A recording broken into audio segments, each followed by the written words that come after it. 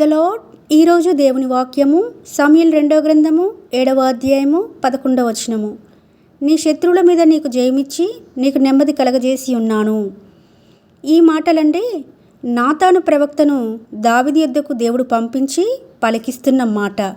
ఇక్కడ ఈ అధ్యాయం మొదటి వచనాలు చూస్తే దావీదు దేవుని మందిరం కట్టాలని ఆసక్తి కలిగి ఉన్నాడు. చూడండి, దేవుని పని పట్ల ఆసక్తి కలిగి ఉన్న దావీదుకు మరి ఇది వాగ్దానమై ఉన్నది. ఎవరైతే దేవుని పని యందు మక్కువ కలిగి ఆసక్తి కలిగి చేస్తూ ఉంటారో వారికి దేవుడు తోడుగా ఉంటాడు. వారి శత్రువుల మీద మరి జయాన్ని ఇస్తాడని కూడా ఇక్కడ అర్థం చేసుకోవచ్చు. అనేక సార్లు మనము దేవుని యొద్దకు వెళ్ళినప్పుడు మన అక్కర కొలది ప్రార్థిస్తాము, మన అక్కర కొలది వేడుకుంటాము, మనకు కావలసిన వాటన్నిటినీ దేవుడి దగ్గర అడుగుతూ ఉంటాము. ఇక్కడ దావీదు చూస్తే దేవుని అక్కర ఎరిగినవాడుగా ఉంటున్నాడు. అయితే ఇక్కడ దేవదారు మ్రాణులతో కట్టిన నగరయందు నేను వాసం చేయుచుండగా దేవుని మందసము డేరాలో నిలిచి ఉందని దావీదు కలత చెందినవాడుగా ఉంటున్నాడు. అంటే దేవుని పనుల పట్ల ఎవరైతే ఆసక్తి కలిగి దేవుని అక్కర కొలది ఆసక్తి కలిగి ఉంటారో వారి పట్ల దేవుడు ఎక్కువైన శ్రద్ధ చూపిస్తాడని అర్థం చేసుకోవచ్చు. ఫర్ ఎగ్జాంపుల్గా చూస్తే హన్నా అండి, సమూయేలును తను అడిగినప్పుడు మొక్కుబడి చేసుకుంది. దేవుని అక్కర ఎరిగినదే ఉన్నది. ఆ దినములలో మరి రాజు లేడట ఇశ్రాయేలులకు.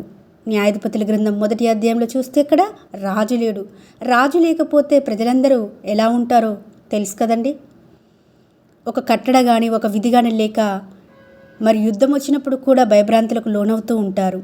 అటువంటి పరిస్థితుల్లో మరి హన్నా తన అక్కర కొలది ప్రార్థించడానికి వెళ్ళింది, కానీ దేవుని అక్కర ఎరిగినదై దేవుని కొరకే తన కుమారుని మొక్కుబడి చేసుకుంటూ వచ్చింది. మగ పిల్లవాణి నాకు దయచేసినట్లా వాని తల మీదకి క్షౌరపు కత్తి రానియక నీకే ఇస్తాను, నాకు మగపిల్లవాడిని ఇవ్వు అని దేవుని దగ్గర ప్రాధేయపడుతూ ప్రార్థిస్తూ విజ్ఞాపన చేస్తూ వచ్చింది. దీన్ని బట్టి చూస్తే హన్నాకి సమూయేలుని ఇవ్వడం మాత్రమే కాదు, మరొక 5 పిల్లల్ని దేవుడు ఇవ్వడం చూస్తున్నాము. ఎప్పుడైతే దేవుని అక్కర ఎరిగి మనం ప్రార్థిస్తామో ఆటోమేటిక్గా మన అక్కర దేవుడు తీరుస్తాడు, మనల్ని దీవిస్తాడు, మన శత్రువుల మీద మనకు జయాన్ని ఇస్తాడని మరి ఈ వాక్యం ద్వారా ఎరిగిన వారమై మొదటిగా మన నుంచి దేవుడు ఏం కోరుకుంటున్నాడు అనేది గుర్తెరిగిన వారమై దాని కొరకు ప్రార్థించిన వారమై దాని కొరకు ఆసక్తి చూపిన వారమై మనం ఉన్నప్పుడు మన అక్కర కూడా తీర్చబడుతుంది.